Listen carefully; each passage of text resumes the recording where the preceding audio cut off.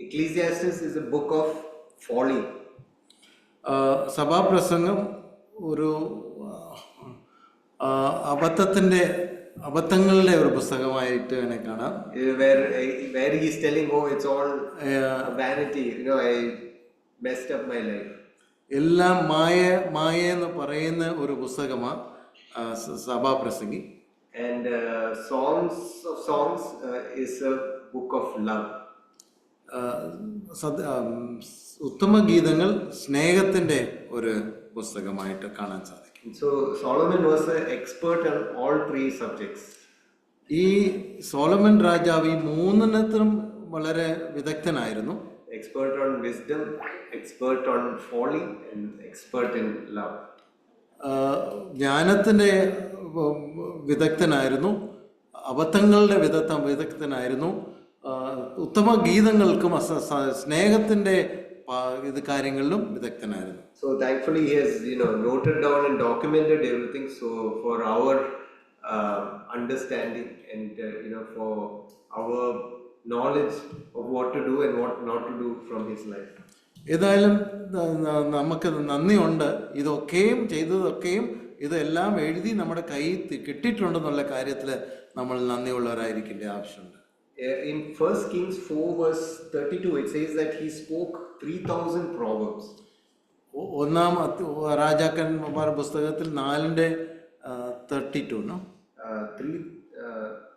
1 Kings 4:32 4:32 വാക്യത്തിൽ പറയുന്നത് 4000-തോളം സദൃശ്യവാക്യങ്ങൾ Solomon രാജാവ് എഴുതിയതായിട്ട് കാണാൻ സാധിക്കും. And so in the book of Proverbs we have many of these proverbs have been written down.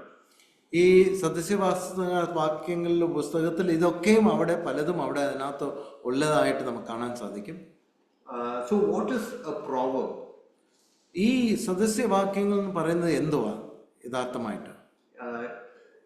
Actually if you look back into history, Proverbs is, it's not just in the Bible. We have especially the Chinese and the Greek, they have a lot of proverbs.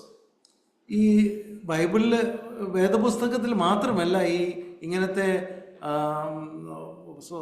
സദൃശ്യവാക്യങ്ങൾ എന്നാണ് പറയുന്നത്.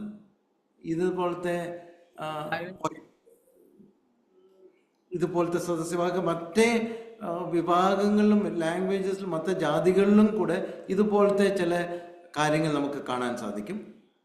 So we have sayings like this is an old Chinese proverb. Okay. നമുക്ക് പല സമയത്ത് കേൾക്കാറുണ്ടല്ലോ ഇങ്ങനത്തെ ഒരു പഴഞ്ചൊൽ പല ഭാഗങ്ങളിൽ നിന്നും പല സംസ്കാരങ്ങളിൽ നിന്നും നമുക്ക് പറയുന്നതായിട്ട് നമുക്ക് കേൾക്കാൻ സാധിക്കുമല്ലോ. Sometimes I hear this Malayalam proverbs also, no? നമുക്ക് പല സമയത്തും മലയാളം വാക്കുകളും പഴഞ്ചൊല്ലുകളും പലരും എടുത്ത് പറയുന്നത് കേൾക്കാൻ സാധിക്കും.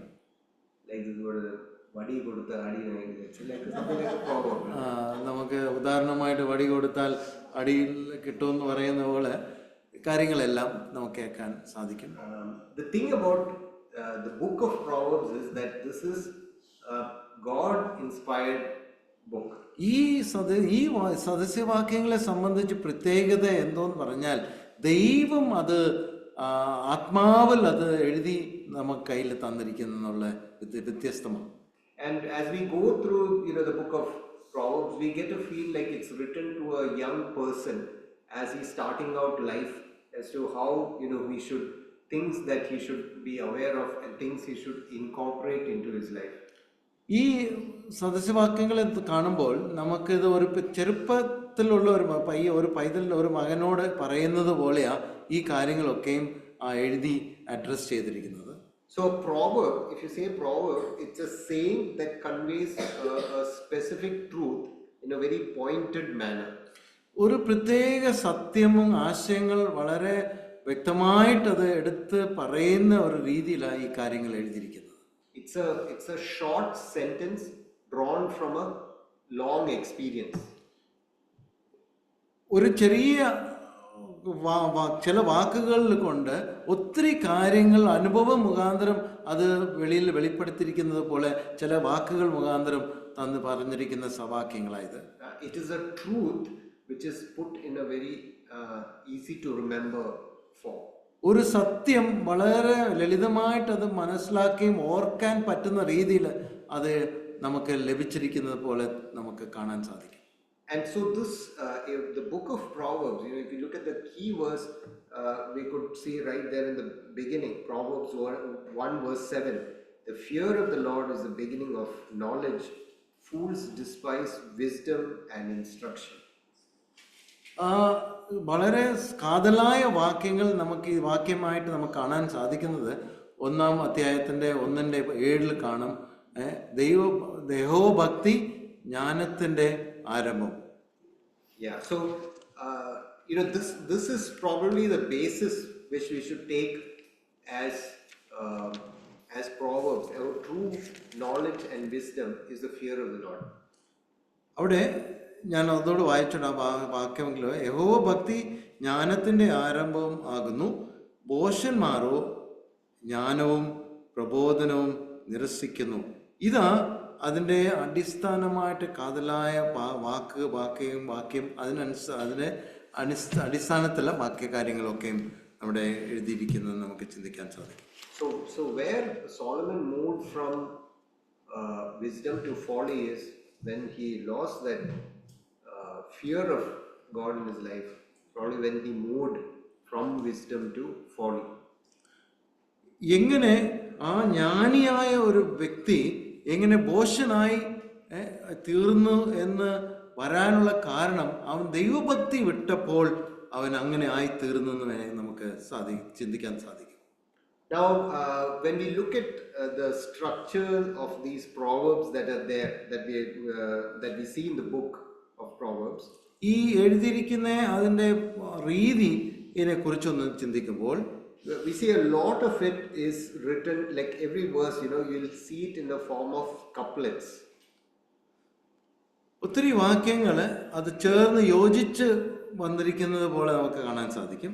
Like there might be two phrases, joined by an and or a but. രണ്ട് ആശയങ്ങൾ ഒരുമിച്ച് കോർത്ത് ചേർത്തിരിക്കുന്ന രീതിയിൽ അവിടെ പറയുന്നതായിട്ട് കാണാൻ സാധിക്കും. രണ്ട് വാക്യങ്ങളായിട്ടല്ല. So you have two parts, and so how do these two parts relate to each other? രണ്ട് ഭാഗങ്ങൾ കാണും. എങ്ങനെ ഈ രണ്ട് ഭാഗങ്ങളും രണ്ട് ആശയങ്ങൾ ഒരുമിച്ച് തമ്മിലുള്ള ബന്ധപ്പെടുന്നുള്ള കൂടെ നമുക്ക് ചിന്തിക്കാൻ സാധിക്കും. Because not all the proverbs will have this similar way of relating. എല്ലാ സദൃശ്യവാക്യങ്ങളും ഇതേ രീതിയിൽ ചിലപ്പോൾ കണ്ടെന്ന് വരത്തില്ല. So the first one in English, it might be difficult to translate that. It's called synonymous parallelism. Synonymous parallelism. So what happens in this first type is the second clause reinstates what is said in the first clause. ഈ രണ്ട് ആശയങ്ങൾ പറയുന്നിടത്ത് രണ്ടാമത്തെ ആശയം ആദ്യത്തെ ആശയത്തിനെ അത് ഒന്ന് കുറച്ചുകൂടെ വ്യക്തമായിട്ട് എടുത്ത് കാണിക്കുന്ന ഒരു രണ്ടാമത്തെ ആശയമായിരിക്കും വരുന്നത്. It expresses the same thought in a different way. ഒരേ ചിന്ത വേറൊരു രീതിയിൽ അത് അവതരിക്കപ്പെടുന്നതായിട്ട് കാണാൻ സാധിക്കും. For example, you take Proverbs 19 verse 29. സദൃശവാക്യങ്ങൾ 19:29 ഉദാഹരണമായിട്ട് നോക്കുമ്പോൾ 19:29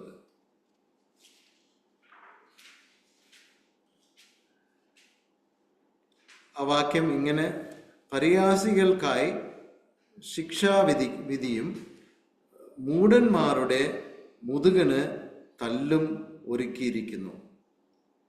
It's basically the same thing, but it's reinstating it in another way. ആശയം അടിസ്ഥാനമായിട്ട് ഒന്നേ ഉള്ളൂ, ബട്ട് രണ്ട് രീതിയിൽ അത് അവതരിപ്പിക്കപ്പെടുക ചെയ്തത്. So that is what is called synonymous parallelism. It's basically the same thing, but it's putting it in another way. അത് ഒരേ ആശയം രണ്ട് രീതിയിൽ പറയുന്നത് ആ സിനോണിമസ് പാരലലിസം എന്ന് പറയുന്ന ഒരു രീതിയിൽ അവതരിക്കപ്പെട്ടത്. The second way is called contrast parallelism. രണ്ടാമത്തെ രീതി അത് ഇവിടെ സദൃശവാക്യങ്ങൾ കാണുന്നത് നേരെ തിരിഞ്ഞുള്ള ഒരു ഓപ്പോസിറ്റ് ആയിട്ടുള്ള അത് അവതരിക്കപ്പെട്ടിരിക്കുന്നു. So there is one truth, but so it will state the truth in one way, and they will state the what will happen in the opposite direction. അത് ഒരേ സത്യം ഒരു അത് അവതരിക്കുമ്പോൾ മറ്റത് ചെയ്താൽ എങ്ങനെ ഇരിക്കും അത് നേരെ എതിരും കൂടെ അത് കാണിക്കുന്ന രീതി.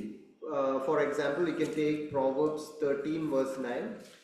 ഒരു ഉദാഹരണമായിട്ട് നോക്കിയാൽ 13-ാമത്തെ അധ്യായത്തിന് 9-ാം വാക്യം നോക്കിയാൽ ഇവിടെ ഇങ്ങനെ എഴുതിയിരിക്കുന്നല്ലോ, നീതിമാന്റെ വെളിച്ചം പ്രകാശിക്കുന്നു, ദുഷ്ടന്മാരുടെ വിളക്കോ കെട്ടുപോകും. Okay, so it's talking about contrasting righteous and the wicked. So it's saying the light of the righteous will rejoice and the lamp of the wicked will be put out. So it's basically it's one truth about the righteous, but it's showing the contrasting aspects. അത് ഒരേ ആശയം രണ്ടും എതിരായിട്ടുള്ള രീതിയിൽ അത് നമ്മളെ വ്യക്തമാക്കുന്ന ഒരു കാര്യമാണ് ഈ സദൃശവാക്യങ്ങൾ. ഇങ്ങനത്തെ രീതിയിലും നമുക്ക് കാണാൻ സാധിക്കും. And the third type of parallelism, where the two phrases is where the second phrase is developed from the first thought. It's like an extension, it's developing from the first thought. Okay, മൂന്നാമത്തെ രീതി സദൃശവാക്യങ്ങൾ എഴുതിയിരിക്കുന്നത് ആദ്യം പറയുന്ന ആശയത്തെ ഒന്നുകൂടെ മെച്ചപ്പെടുത്തി അത് പറയുന്ന രണ്ടാമത്തെ എഴുത്തും രണ്ടാമത്തെ വാക്യവും കൂടെ അത് കാണുന്ന വേറൊരു രീതിയിലായിട്ട് നമുക്ക് ഈ സദൃശവാക്യങ്ങളിൽ മൂന്നാമത്തെ രീതിയിലും കാണാൻ സാധിക്കും. For example, if you take Proverbs 20 verse 2. ഉദാഹരണമായിട്ട് നമുക്ക് 20-ാം അധ്യായത്തിലേക്ക് കടന്നു പോകുമ്പോൾ 2-ാം വാക്യം കാണുക. രാജാവിൻ്റെ ഭീഷണം സിംഹഗർജനം പോലെ, അവനെ കോപിക്കുന്നവൻ തൻ്റെ പ്രാണനോട് ദ്രോഹം ചെയ്യുന്നു.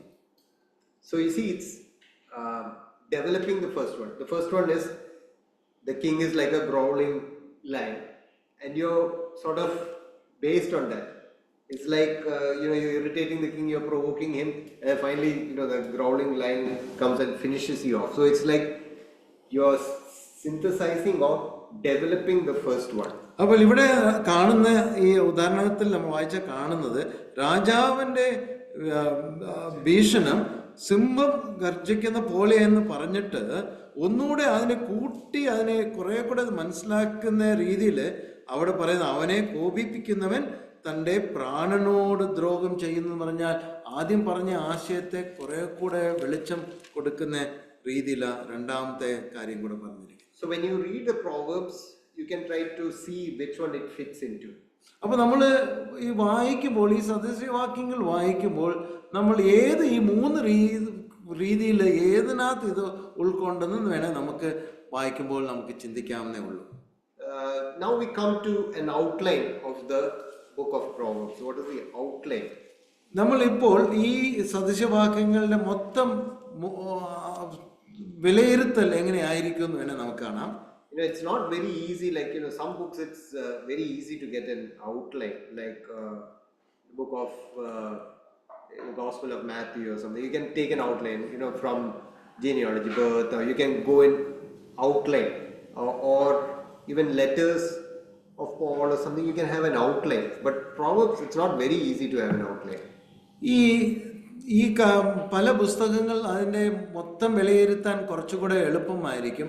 നമ്മൾ മത്തായി സുവിശേഷത്തെക്കുറിച്ചും എല്ലാം നമ്മൾ മൊത്തമായിട്ട് പറയുമ്പോൾ അത് എളുപ്പം നമുക്ക് ഇതെല്ലാം അവിടെ എഴുതിയിരിക്കുന്നത് തന്നെ നമുക്ക് മൊത്തമായിട്ട് വിലയിരുത്താൻ സാധിക്കും. ബട്ട് ഈ സദൃശവാക്യങ്ങളെക്കുറിച്ച് അങ്ങനെ ഒരു രീതിയിൽ നമുക്ക് ഒരു ആശയമാ പറയുന്നതെന്നുള്ള രീതിയിൽ വിലയിരുത്താൻ സാധിക്കത്തില്ല. So one way we can look at it is, we can look at it this way. Proverbs chapters 1 to 9 is talking about wisdom and folly contrasted. ഒരു രീതിയിൽ നമ്മൾ പറഞ്ഞാൽ ഇങ്ങനെ വേണേൽ നമുക്ക് പറയാൻ സാധിക്കും. ഈ സദൃശവാക്യങ്ങൾ 1-ാം അധ്യായം തൊട്ട് 9 വരെ നമുക്ക് ചിന്തിക്കാൻ സാധിക്കും ജ്ഞാനവും ദോഷവും തമ്മിലുള്ള ആ ഒരു വ്യത്യാസത്തെ എടുത്ത് കാണിക്കുന്നതായിട്ട് നമുക്ക് വേണേൽ ചിന്തിക്കാൻ. So mostly when we look in this section, we see it's a lot of things. It talks about what are the advantages of wisdom, and then it talks what are the disadvantages of folly. And finally, we come to chapter 9. It talks about the way of wisdom and the way of folly.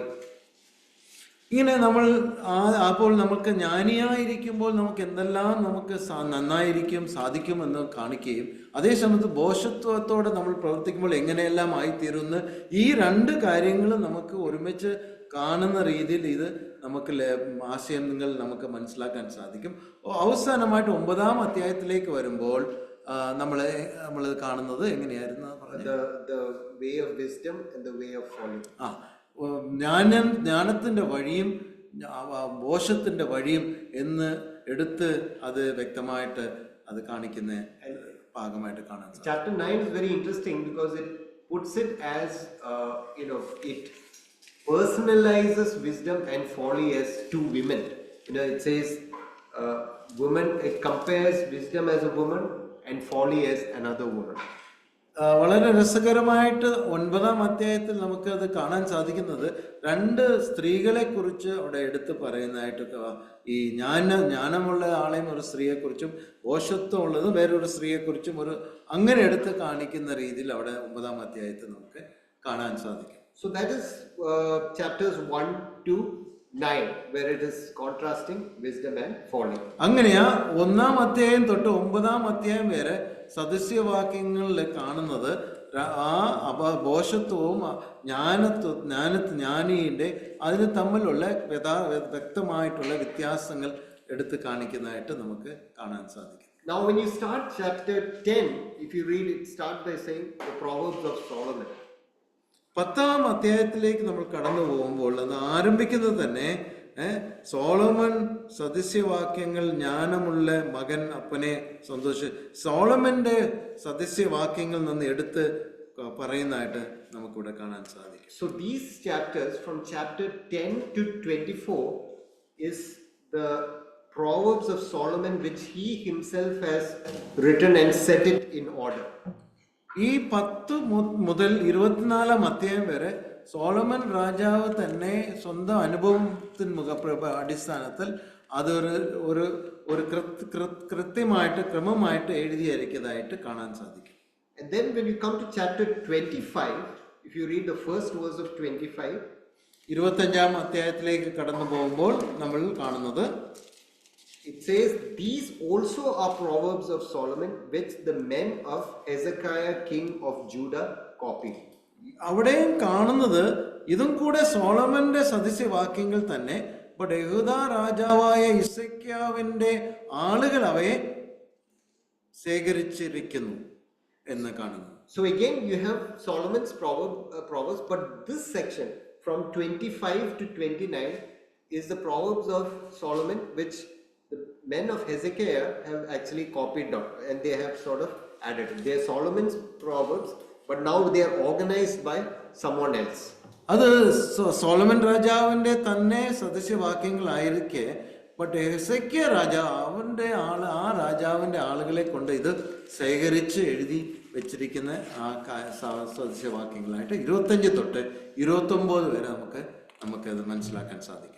And 30 and 31 we have two different authors, where 30 is the words of Agur son of Jakeh.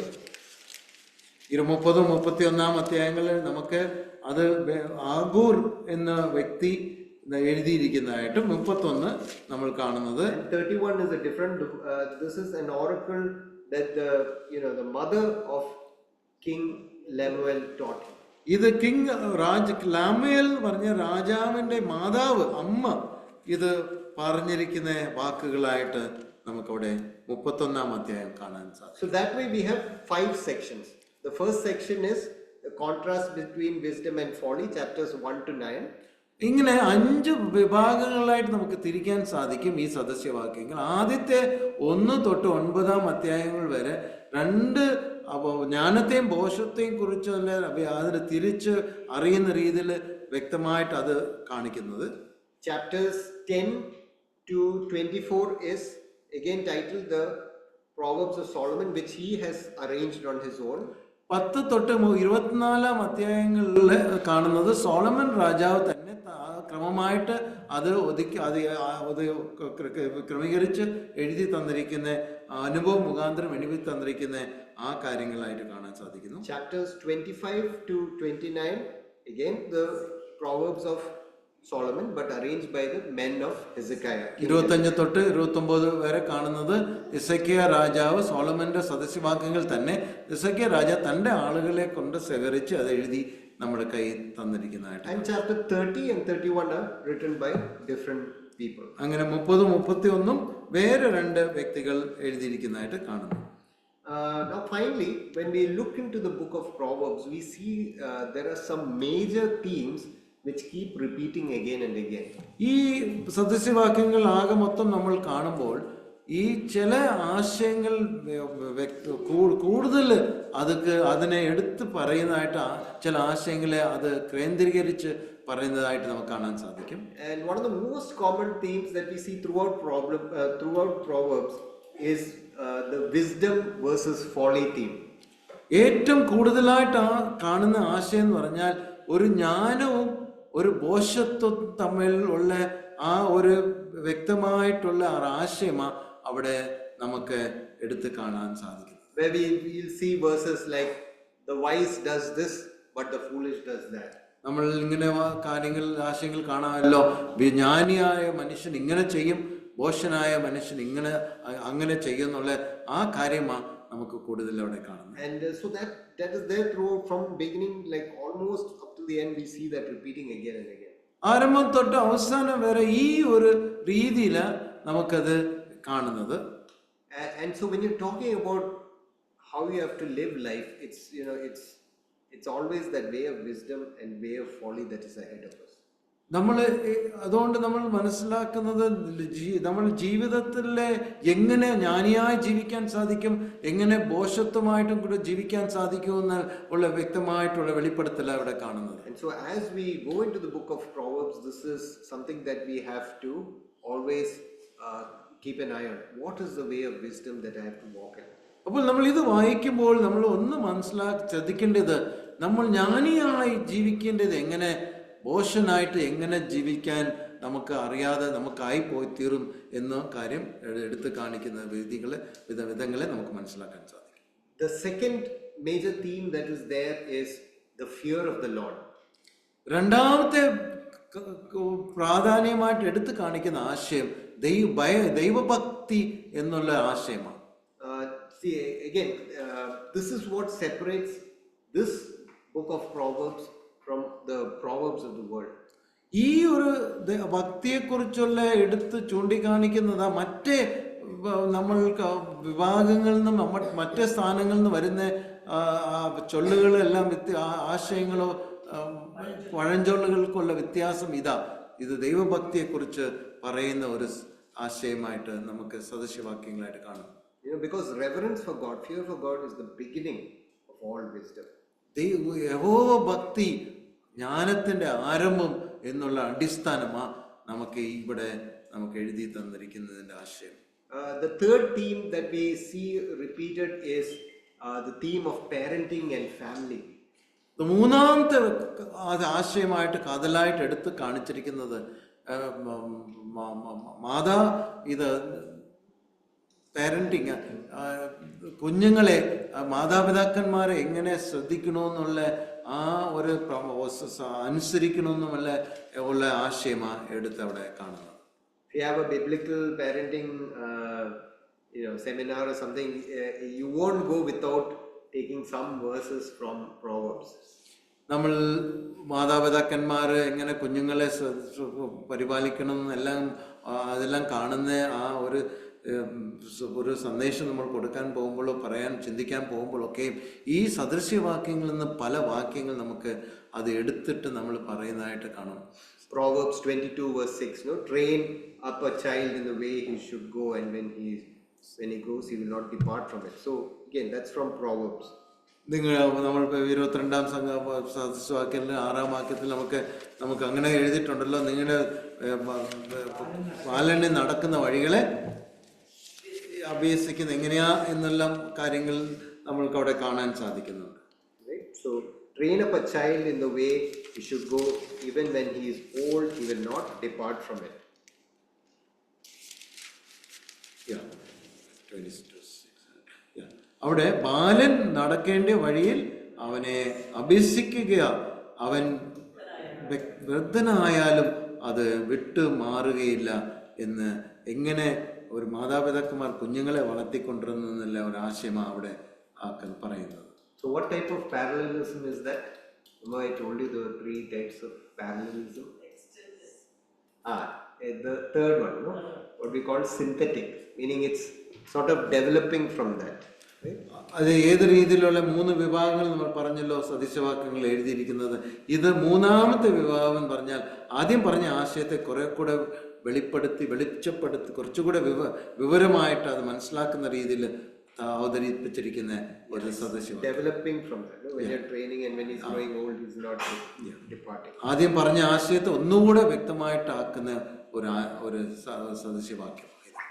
The next important theme from Proverbs is that we'll see repeatedly is the power of the words that we speak. വേറൊരു കാതലായ ആശയം സദൃശവാക്യങ്ങൾ പറയുന്നത് നമ്മൾ വായു കൊണ്ട് പറയുന്ന വാക്കുകളുടെ ശക്തി എന്തുമാത്രമുണ്ട് എന്നുള്ള ആശയമാണ്. One of the verses is Proverbs 18 verse 21. സദൃശവാക്യങ്ങൾ 18:21 ഇങ്ങനെ ഒരു വാക്യമുണ്ടല്ലോ, മരണവും ജീവനവും നാവിന്റെ അധികാരത്തിൽ ഇരിക്കുന്നു, അതിൽ ഇഷ്ടപ്പെടുന്നവൻ അതിൻ്റെ ഫലം അനുഭവിക്കും. മരണവും ജീവവും നാവിന്റെ അധികാരത്തിൽ ഇരിക്കുന്നു, അതിൽ ഇഷ്ടപ്പെടുന്നവൻ അതിൻ്റെ ഫലം അനുഭവിക്കും. Says how important it is, to watch the words that come from our mouth. It is like death or life. That's how powerful it is. ഇവിടെ നമുക്ക് പറയുന്ന ആശയം എന്ന് പറഞ്ഞാൽ നമ്മുടെ വാക്കുകളിന് എന്തുമാത്രം ശക്തിയുണ്ട്, അത് ജീവൻ ഉളവാക്കുന്ന ശക്തിയും മരണത്തിലേക്ക് നയിക്കാനുള്ള ശക്തിയും കൂടെ ഉണ്ടെന്ന് അവിടെ പറയുന്നു. Then another theme that we see is from Proverbs is the theme of wealth and work. വേറൊരു പ്രധാനമായിട്ടുള്ള ആശയം സദൃശവാക്യങ്ങൾ പറയുന്നത് ധനവും work and wealth. അധ്വാനവും ധനത്തെ കുറിച്ച് എടുത്തു പറയുന്നതായിട്ട് നമുക്ക് കാണാം. We see that hard work is praised and laziness is condemned. കഠിന അധ്വാനത്തെ വളരെ പ്രശംസിക്കപ്പെടുകയും മടി പിടിച്ചിരിക്കുന്നതിനെ കുറിച്ച് അത് താഴ്ത്തി പറയുകയും ചെയ്യുന്ന ഒരു കാതലായ ആശയം നമുക്ക് ഇതിന് കാണാൻ സാധിക്കും. For example, Proverbs 10 verse 4. 10-ാം അധ്യായത്തിന്റെ 4-ാം വാക്യത്തിൽ ഉദാഹരണമായിട്ട് നമുക്ക് കാണാൻ സാധിക്കുന്നത്,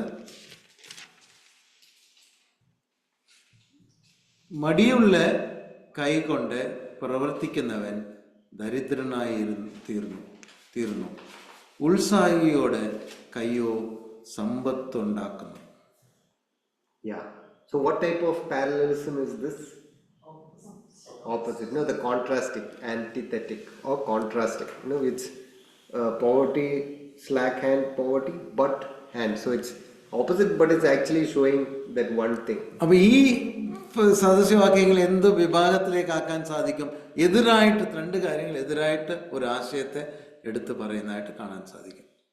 Okay, so the next thing, the theme that we see is justice and righteousness. അടുത്ത മെയിൻ സദൃശവാക്യങ്ങൾ ഉള്ള സന്ദേശം എന്ന് പറയുന്നത് നീതിയും ന്യായവും ഉള്ള കുറിച്ച് എടുത്തു പറയും. So we see a lot of Proverbs which talks about living the righteous way, living with integrity, honesty. That is again repeated again and again. പല വാക്യങ്ങൾ എങ്ങനെ നീതിയോട് ജീവിക്കേണ്ടത് ആവശ്യമുണ്ട്, എന്ത് ന്യായമായിട്ട് കാര്യങ്ങൾ ഏർപ്പെടേണ്ട ആവശ്യം എന്നുള്ള ആശയത്തിൽ ഈ പല സദൃശവാക്യങ്ങളിലും നമുക്ക് കാണാൻ എഴുതിയിരിക്കുന്നു. Proverbs 14 verse 34.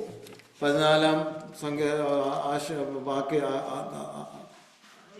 അധ്യായത്തിൽ നിന്ന് 24-ാം വാക്യം നമ്മൾ വായിക്കുമ്പോൾ ഇങ്ങനെയാണല്ലോ, ജ്ഞാനികളുടെ ധനം അവർക്ക് കിരീടം, Is that 34, 40, yeah, 34, 14, 24, right? 34. 34, okay. ഓ നീതി ജാതിയെ ഉയർത്തുന്നു, പാപമോ അവസ്യങ്ങൾക്ക് അപമാനം. നീതി ജാതിയെ ഉയർത്തുന്നു, പാപമോ വംശങ്ങൾക്ക് അപമാനം. Correct. Yeah, so it's talking about how righteousness exalts a nation. It's giving so much importance to righteousness, honesty, integrity.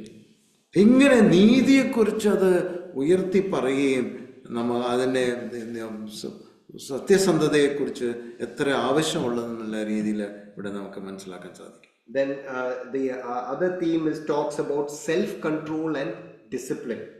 വേറൊരു ആശയം സദസ്യവാക്യങ്ങൾ കാണുന്നത് സ്വന്തം നിയന്ത്രിക്കുകയും നമ്മൾ എങ്ങനെ സെൽഫ് കൺട്രോൾ മലയാളത്തിൽ കുറച്ചുകൂടി ബെറ്റർ വാക്ക് സ്വയം നിയന്ത്രണം. സ്വയം നിയന്ത്രണം എന്നെ കുറിച്ച് പറയുന്ന ഒരു ആശയമാണ് സദൃശ്യവാക്യങ്ങളിൽ കാണാൻ സാധിക്കുന്നത്. Proverbs 25:28 is an example. 25-28 വാക്യത്തിൽ അവിടെ ഒരു ഉദാഹരണമായിട്ട് കാണാൻ എഴുതിയിരിക്കുന്നത്, സംയമം ഇല്ലാതെ പുരുഷൻ മതിലില്ലാത്ത ഇടിഞ്ഞു കിടക്കുന്ന പട്ടണം പോലെ ആകുന്നു. The person without self-control, he's like a city whose walls have been broken. അപ്പോൾ ഇത് സ്വയം നിയന്ത്രിക്കാൻ പറ്റാത്തൊരു വ്യക്തി ഒരു പട്ടണത്തിന്റെ മതിൽ പൊളിഞ്ഞിരി കിടക്കുന്ന ഒരു പട്ടണത്തിന്റെ ഒരു സാഹചര്യത്തിന്റെ ഒരു ഉദാഹരണം അവിടെ കാണുന്നത്. Yeah, and then another theme is they have themes for the wise and virtuous woman.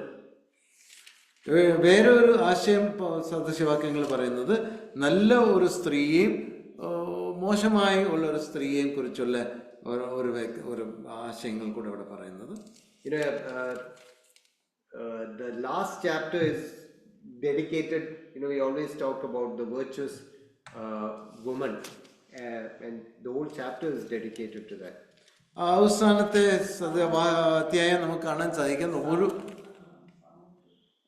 അവസാന അധ്യായത്തിൽ നമ്മൾ കാണുന്നത് എങ്ങനെ ഒരു നല്ല ഒരു സ്ത്രീ നമുക്ക് എങ്ങനെ തൻ്റെ ജീവിതത്തെ നയിക്കുന്നു എന്നുള്ള വ്യക്തമായിട്ടുള്ള ഒരു ആശയമാണ് അവിടെ എടുത്ത് നമുക്കവിടെ കാണാൻ സാധിക്കും. ഇങ്ങനെ ഈ ആശയങ്ങളൊക്കെയും നമ്മൾ ഈ സദസ്യവാക്യങ്ങൾ ഉടനീളം നമുക്ക് അത് കാണാൻ സാധിക്കും, ഈ പറഞ്ഞ ആശയങ്ങളൊക്കെ. So probably because Solomon had 1,000 women, he was like expert in the field of analyzing women qualities and all. Solomon രാജാവ് 1000-ഓളം സ്ത്രീകളോട് ഇടപെട്ട സ്ഥിതിക്ക് ഇവരെ എല്ലാവരെയും ഒന്ന് മനസ്സിലാക്കാൻ വളരെ വിദഗ്ധനായി കാണും എന്ന് നമുക്ക് ചിന്തിക്കാൻ സാധിക്കും. വലിയ ആണുങ്ങളോടുള്ള ഇടപാടിൽ ഒത്തിരി വിദഗ്ധത ലഭിക്കാത്തതുകൊണ്ട് അതുകൊണ്ട് തന്നെയായിരിക്കും അതിനെക്കുറിച്ച് കൂടുതലൊന്നും പറയാതിരുന്നത്. Then finally it talks about theme of consequence of our choices. ഈ അവസാനമായിട്ട് ഒരു ആശയം കൂടെ ഇതിനകത്ത് നമ്മൾ കാണുന്നത്, നമ്മൾ എടുക്കുന്ന തീരുമാനങ്ങളുടെ